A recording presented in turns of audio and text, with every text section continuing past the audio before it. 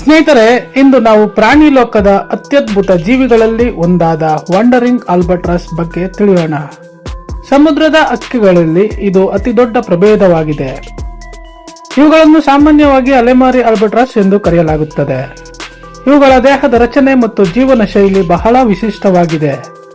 ನೀವು ಎಂದಾದರೂ ಆಕಾಶದಲ್ಲಿ ರೆಕ್ಕೆ ಬಡಿಯದೆ ಹಾರುವ ಪಕ್ಷಿಯನ್ನು ನೋಡಿದ್ದೀರಾ? ಈ ಪಕ್ಷಿ ರೆಕ್ಕೆಗಳನ್ನು ಬಡಿಯದೆ 100 ಮೈಲಿಗಳಷ್ಟು ಹಾರಬಲ್ಲದು. ಇದು ಪ್ರಕೃತಿಯ ವಿಸ್ಮಯಗಳಲ್ಲಿ ಒಂದಾಗಿದೆ. ಇವು ದಕ್ಷಿಣ ಮಹಾಸಾಗರದ ಪ್ರದೇಶಗಳಲ್ಲಿ ಹೆಚ್ಚಾಗಿ ಕಂಡುಬರುತ್ತದೆ. ಇವುಗಳ ವೈಜ್ಞಾನಿಕ ಹೆಸರು ಡಯೋಮಿಡಿಯಾ ಎಕ್ಸುಲಾನ್ಸ್ ಆಗಿದೆ. ಇಂದಿನ ವಿಡಿಯೋದಲ್ಲಿ ಇವುಗಳ ಬಗ್ಗೆ ಆಸಕ್ತಿದಾಯಕ ಸಂಗತಿಗಳನ್ನು ನೋಡೋಣ. ಆಲ್ಬಟ್ರಾಸ್ ಪಕ್ಷಿಗಳ ರೆಕ್ಕೆಯ ಅಗಲ ಸುಮಾರು 3.5 ಮೀಟರ್ಗಳಷ್ಟು ಇರುತ್ತದೆ. ಇದು ಯಾವುದೇ ಪಕ್ಷಿಗಳಿಗಿಂತ ಅತಿ ದೊಡ್ಡ ರೆಕ್ಕೆಯ ಅಗಲವಾಗಿದೆ. ಇವುಗಳ ದೇಹವು ಸುಮಾರು 4 ಅಡಿ ಉದ್ದವಾಗಿರುತ್ತವೆ. ಇವುಗಳ ತೂಕವು ಸುಮಾರು 6 ರಿಂದ 12 ಕೆಜಿ ಇರಬಹುದು. ಇವುಗಳ ಗರಿಗಳು ಬಿಳಿ ಬಣ್ಣವನ್ನು ಹೊಂದಿರುತ್ತವೆ. ರೆಕ್ಕೆಗಳ ತುದಿಗಳು ಕಪ್ಪು ಬಣ್ಣವನ್ನು ಹೊಂದಿರುವುದು ಇವುಗಳ ಗುರುತು. ಇವುಗಳ ಕೊಕ್ಕು ಬಲಶಾಲಿಯಾಗಿ ಮತ್ತು ಕೋನೀಯ ಆಕಾರದಲ್ಲಿ ಇರುತ್ತದೆ. ಕೊಕ್ಕಿನ ತುದಿಯು ಸಣ್ಣ ಉಕ್ಕಿನ ಆಕಾರದಲ್ಲಿ ಬಾಗಿರುತ್ತದೆ. ಇದು ಮೀನುಗಳನ್ನು ಹಿಡಿಯಲು ಬಹಳ ಸಹಾಯಕಾರಿಯಾಗಿದೆ. ಇವುಗಳ ಕಣ್ಣುಗಳು ಅತಿ ದೊಡ್ಡದಾಗಿರುತ್ತವೆ. ಸಮುದ್ರದ ವಿಶಾಲತೆಯನ್ನು ನೋಡಲು ಇವುಗಳ ಕಣ್ಣುಗಳು ಸಹಾಯ ಮಾಡುತ್ತವೆ. ಇವುಗಳ ಕಾಲುಗಳು ಬಲವಾಗಿರುತ್ತವೆ. ಇವು ಈಜಲು ಪಾದಗಳು ಪರದೆಯಂತೆ ಕೆಲಸ ಮಾಡುತ್ತವೆ. ಶರೀರವು ನೀರಿನ ಮೇಲೆ ತೇಲಲು ಅನುಕೂಲಕರವಾಗಿದೆ. ಇವುಗಳ ಮೈಮೇಲಿನ ಗರಿಗಳು ನೀರು ತಾಗದಂತೆ ತಡೆಯುತ್ತವೆ. ಇವು ಹಾರಲು ಗಾಳಿಯ ಪ್ರವಾಹವನ್ನು ಬಳಸಿಕೊಳ್ಳುತ್ತವೆ. ಇದನ್ನು ಡೈನಾಮಿಕ್ ಸೋರಿಂಗ್ ಎಂದು ಕರೆಯಲಾಗುತ್ತದೆ. ಸಮುದ್ರದ ಮೇಲೆ ಬೀಸುವ ಬಲವಾದ ಗಾಳಿ ಇವುಗಳಿಗೆ ವರದಾನ. ಇವುಗಳು ಗಂಟೆಗಟ್ಟಲೆ ಆಕಾಶದಲ್ಲಿ ಗಸ್ತು ತಿರುಗುತ್ತವೆ. ಇವುಗಳು ನಿದ್ದೆ ಮಾಡುವಾಗಲೂ ಗಾಳಿಯಲ್ಲಿ ಹಾರುತ್ತಿರಬಹುದು ಎಂದು ನಂಬಲಾಗಿದೆ. ಇವು ವರ್ಷಕ್ಕೆ ಸಾವಿರಾರು ಕಿಲೋಮೀಟರ್ ದೂರ ಕ್ರಮಿಸುತ್ತವೆ.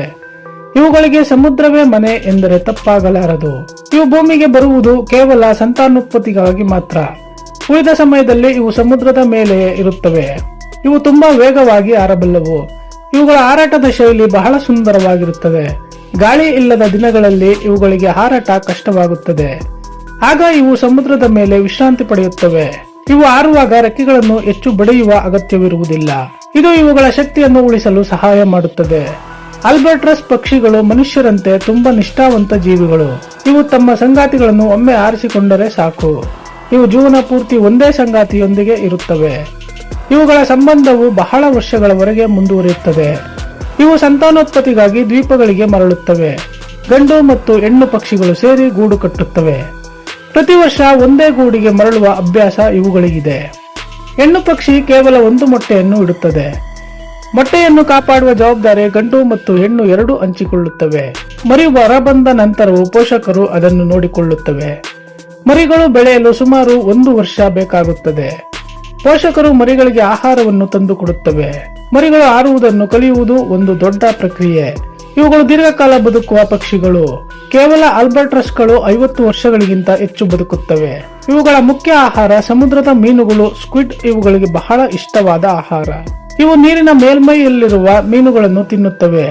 ಇವು ಆಳವಾದ ಸಮುದ್ರದ ಒಳಗೆ ಮುಳುಗುವುದಿಲ್ಲ. ರಾತ್ರಿಯ ಸಮಯದಲ್ಲಿಯೂ ಇವು ಬೇಟೆಯಾಡಬಹುದು. ಇವು ಕಸದ ವಸ್ತುಗಳನ್ನು ಕೆಲವೊಮ್ಮೆ ತಿಂದು ಬಿಡುತ್ತವೆ. ಇದು ಇವುಗಳ ಆರೋಗ್ಯಕ್ಕೆ ಬಹಳ ಹಾನಿಕಾರವಾಗಿದೆ. ಸಾಗರದಲ್ಲಿನ ಪ್ಲಾಸ್ಟಿಕ್ ಮಾಲಿನ್ಯ ಇವುಗಳಿಗೆ ದೊಡ್ಡ ಬೆದರಿಕೆ. ಪ್ಲಾಸ್ಟಿಕ್ ತಿನ್ನುವುದರಿಂದ ಇವುಗಳ ಸಾವು ಸಂಭವಿಸುತ್ತದೆ. ಮೀನುಗಾರಿಕೆಯ ಬಲೆಗಳು ಇವುಗಳಿಗೆ ಅಪಾಯಕಾರಿ. ಬಲೆಗಳಲ್ಲಿ ಸಿಲುಕಿ ಅನೇಕ ಹಕ್ಕಿಗಳು ಸಾಯುತ್ತವೆ. ಹವಾಮಾನ ಬದಲಾವಣೆ ಕೂಡ ಇವುಗಳ ಜೀವನದ ಮೇಲೆ ಪರಿಣಾಮ ಬೀರುತ್ತಿವೆ. ಸಮುದ್ರದ ನೀರಿನ ಉಷ್ಣತೆ ಏರುವುದು ಸಮಸ್ಯೆ. ಈ ಕಾರಣದಿಂದ ಆಹಾರ ಲಭ್ಯತೆ ಕಡಿಮೆಯಾಗುತ್ತಿದೆ. ಪರಿಸರ ಸಂರಕ್ಷಣೆ ಇವುಗಳ ಬದುಕುಳಿಯುವಿಕೆಗೆ ಅನಿವಾರ್ಯ. ವಾಂಡರಿಂಗ್ ಆಲ್ಬಟ್ರಾಸ್ ಪ್ರಕೃತಿಯ ಅದ್ಭುತ ಕೊಡುಗೆ. ಇವು ಸಾಗರದ ನೈಜ ಅಲೆಮಾರಿಗಳು. ಇವುಗಳ ಜೀವನ ಶೈಲಿ ನಮಗೆ ಪಾಠ ಕಲಿಸುತ್ತದೆ. ಸಾಗರದ ಅಸ್ತಿತ್ವಕ್ಕೆ ಇವುಗಳ ಪಾತ್ರ ಬಹಳ ದೊಡ್ಡದು.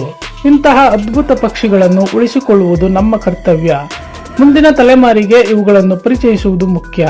ಸಮುದ್ರವನ್ನು ಮಾಲಿನ್ಯದಿಂದ ಮುಕ್ತವಾಗಿಡೋಣ. ಈ ವಿಡಿಯೋ ನಿಮಗೆ ಇಷ್ಟವಾಗಿದ್ದರೆ ದಯವಿಟ್ಟು ಲೈಕ್ ಮಾಡಿ, ಶೇರ್ ಮಾಡಿ. ಇಂತಹ ಮತ್ತಷ್ಟು ಮಾಹಿತಿಕರ ವಿಡಿಯೋಗಳಿಗಾಗಿ ನಮ್ಮ ಚಾನೆಲ್ಗೆ ಸಬ್ಸ್ಕ್ರೈಬ್ ಮಾಡಿ. ವಂದನೆಗಳು.